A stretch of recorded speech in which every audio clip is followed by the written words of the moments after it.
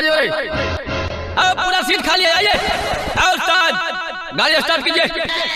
अरे बोल रहे जल्दी स्टार्ट कीजिए, डिलाइवरी में फूल के 14 है। आइए आइए आय भैया आइले तई अब तू खलासी बन गए ना रे, अब यही एक करम बच गेल रे। आएंगे त कहल गेले न गे कि अपन हरल अछौड़ी के मारल आज तक कोई पनप ले गए। चुप रह, कभी भीख मांगा बना है, कभी प्लेट धोवा है, अब री खलासी बन गेले। अगर सुन न गे अभी हमारे प्रमोशन हो रहा है, भीख मांगलियो न गे, भीख मांगते मांगते प्लेट धो लियो, पहला प्रमोशन। अब प्लेट धोते धोते खलसगिरी कर रही है, दूसरा promotion.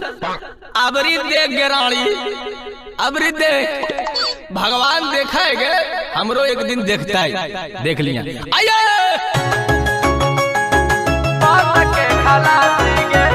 Nalanda recording studio Bihar Sharif.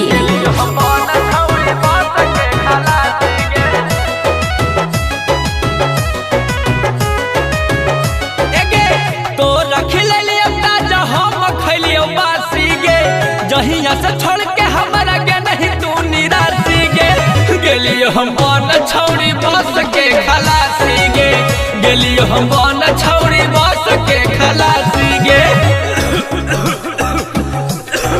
बाप रे बाप इतना गर्दा उड़ा है का भगवान। एगे पूरा हक गर्दा हमारा हो बहकाऊ खासी गे, जहिया से छोड़ के हमारा गे नहीं तू निराशी गे, गेलियो हम छौड़ी बस के खलासी गे, गेलियो हम बन छौड़ी बस के खलासी गे, बस के खलासी गे,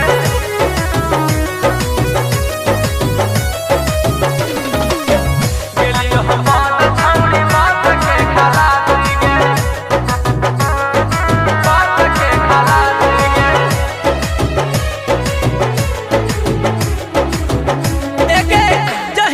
गे नहीं छौड़ी मार के दिल में धाका गे, धोबहियो पास औरी पोछहियो चक्का गे, धोबहियो पास औरी पोछहियो चक्का। हां जहिया से गे नहीं छौड़ी मार के दिल में धाका गे, धोबहियो पास औरी पोछहियो चक्का गे। कहीं तू कम माया ऐसन मिलतौ नाही माफी गे, कहीं तू कम माया ऐसन मिलतौ नाही माफी गे, गेलियो हम बन छौड़ी बस के खलासी गे, गेलियो हम बन छौड़ी बस के खलासी गे, बस के खलासी गे, गेलियो हम बन छौड़ी बस के खलासी गे।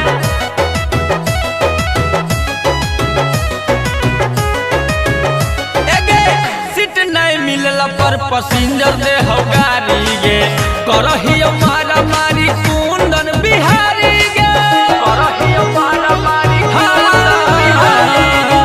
सीट नहीं मिलला पर पैसेंजर दे हो गाड़ी गे, करहियो गारा गाड़ी कुंदन बिहारी गे, रवि राइटर हकौठ पर कय काशी गे, राजू बिहारी हकौठ पर कय काशी गे, गेलियो हम बन छौड़ी बस के खलासी गे, गेलियो हम बन छौड़ी बस के खलासी गे।